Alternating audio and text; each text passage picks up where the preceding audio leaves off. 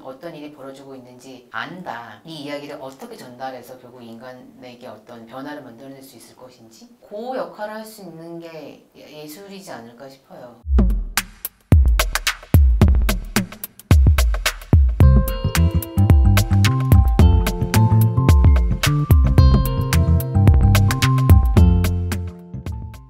안녕하세요, 강이현입니다. 저는 미디어 아트 작업을 만드는 작가이기도 하고요. 현재 카이스트 공과대학 산업디자인과에서 학생들을 가르치고 있기도 합니다.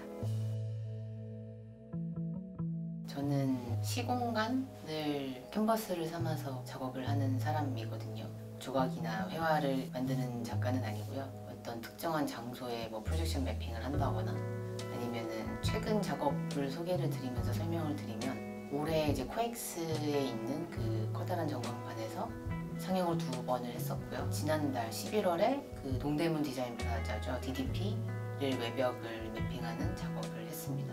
그래서 그때마다 형식이 좀 차이가 많이 나는데 주로 영상과 사운드를 동시에 사용을 해서 몰입적인 공감각적인 공간을 만드는 작가라고 생각해 주시면 될 것 같아요. 실은 저는 아주 영감에 의존해서 작업을 하는 성향은 아니고요. 좀 더 리서치 기반으로 작업을 하는 사람이기는 해요. 그럼에도 불구하고 영감을 받는 것들은 좀 이상하긴 한데 좀 단어들에서 영감을 많이 받아요. 예를 들어 안트로포즈라는 단어를 논문에서 본 적이 있었거든요. 근데 아마 잘 아시다시피 안트로포신이라고 하잖아요, 인류세를. 근데 그게 멈췄다고 해가지고 안트로포즈라는 용어가 있었어요. 그게 코비드 때 그 바이러스로 인해서 인류가 급격하게 멈춰버린 그 상황을 표현하는 네이처 저널에 나온 용어였는데, 근데 그런 용어들이 좀 굉장히 많은 영감이나 상상력을 주는 것 같아요. 공간은 그야말로 제 캔버스인 것 같아요. 캔버스가 있어야 화가들은 작업을 시작할 수 있잖아요. 그게 천으로 만든 캔버스가 됐던 종이로 만든 어떤 화폭이 됐던. 그래서 저한테는 공간이 주어지지 않으면 상상력이 좀 작용을 하지 않는 그런 편이기는 해요. 그래서 스터디도 굉장히 많이 해야 되고, 그 동시에 그 공간이 갖고 있는 굉장히 특정적인 맥락이 있잖아요. 컨텍스트라고 하는 공공성이 있는 장소인 건지 아니면은 어떤 프라이빗한 장소인 건지, 정말 우리가 실제에서 존재하는 어떤 피지컬하게 센싱할 수 있는 공간인 건지 아니면 버추얼 상에서 존재를 하는 공간인 건지, 그 공간에 대한 개념이나 차원들이 굉장히 확장되고 있잖아요. 요새 Extended Reality라고 하고. 그래서 그 모든 거를 포함한 공간이 저한테는 작업의 시작점이 되는 것 같아요. 얘기하자면 얘기가 되게 길어질 수도 있는데 압축적으로 생각을 해보면 미디어 아트라고 하면 현재 대중분들이 받아들이는 컨텐츠가 약간 정형화되어 있는 것 같기는 해요. 작가 작업보다는 이렇게 몰입적인 경험 자체에 중점을 주는, 꽃이 날아다닌다거나 이렇게 명화를 거대하게 튼다거나 그런 컨텐츠와 작가의 아트워크는 구분지어져야 된다고 저는 생각을 하거든요. 그 차이는 결국 어떤 이야기를 하느냐에 달린 문제인 것 같거든요. 저는 그 이야기를 전달하고 싶어서 굉장히 많은 장치들을 심어놓는 타입이에요. 몰입적인 스토리텔링 아니면 이머시브 스토리텔링, 이머시브 내러티브 이런 얘기를 하는데 리니어하지 않게 이야기가 막 진행이 되잖아요. 3차원적으로 이야기를 만들 수 있기 때문에 사운드가 어디서 들려오고 영상이 바닥에서 시작을 하는지 벽에서 이렇게 돌아가는지 그 모든 요소들을 굉장히 치밀하게 나름 고민을 많이 해서 내 이야기를 전달하고 싶어서 그거를 공을 많이 들이는 편이기는 해요. 결국 내가 하고 싶은 이야기를 당신에게 전달하고 싶어서 노력을 하는 게 작가들이라고 생각을 하거든요. 근데 그럼에도 불구하고 논문은 아니잖아요.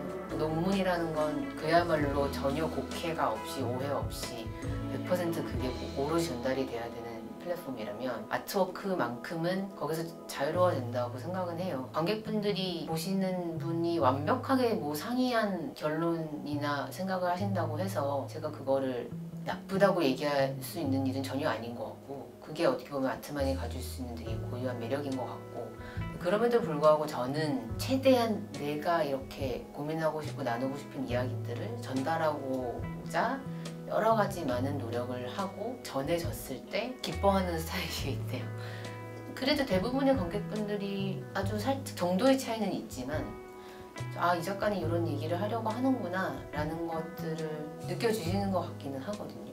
그래서 그런 것들을 보면 재밌고 보람차기도 하고 그런 것 같습니다. 저는 약간 굿이 아닌 데서 좀 하고 싶거든요.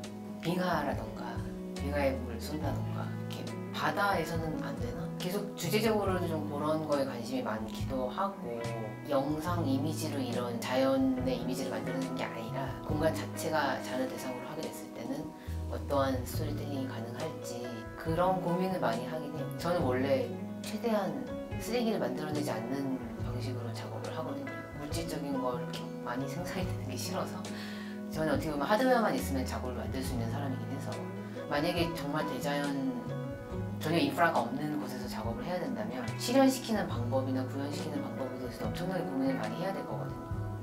그런 것들 자체가 좀 도전해볼 만하지 않을까라는 생각을 하고 있어요.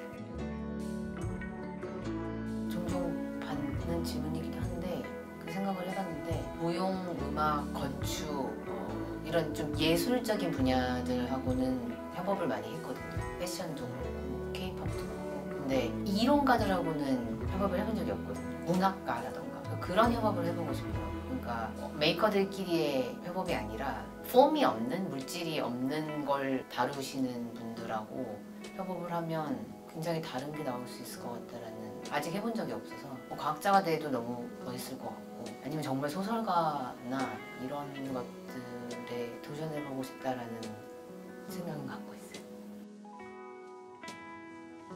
결국 아트가 할 수 있는 일이라는 생각과 연결이 되는 것 같아요.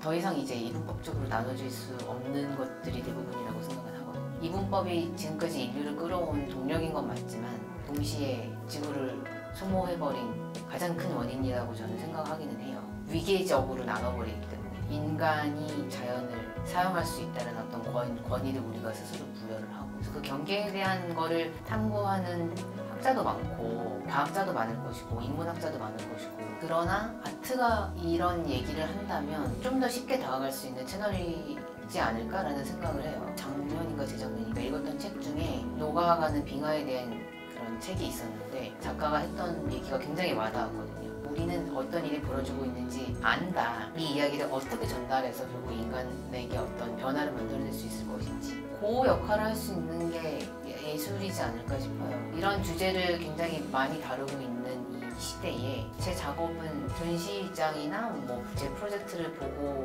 그거를 돌아가는 발걸음이 저 작가는 그걸 왜 했을까? 어떤 생각에서 저런 이미지가 나왔지? 그런 건 되게 공감이 되네. 그러니까 좀 우리가 갖고 있는 어떤 그런 문제에 대한 질문을 스스로 할 수 있는 동기부여, 당신을 자극할 수 있는 어떤 그런 촉발제? 그런 역할이 되면 굉장히 기쁠 것 같아요.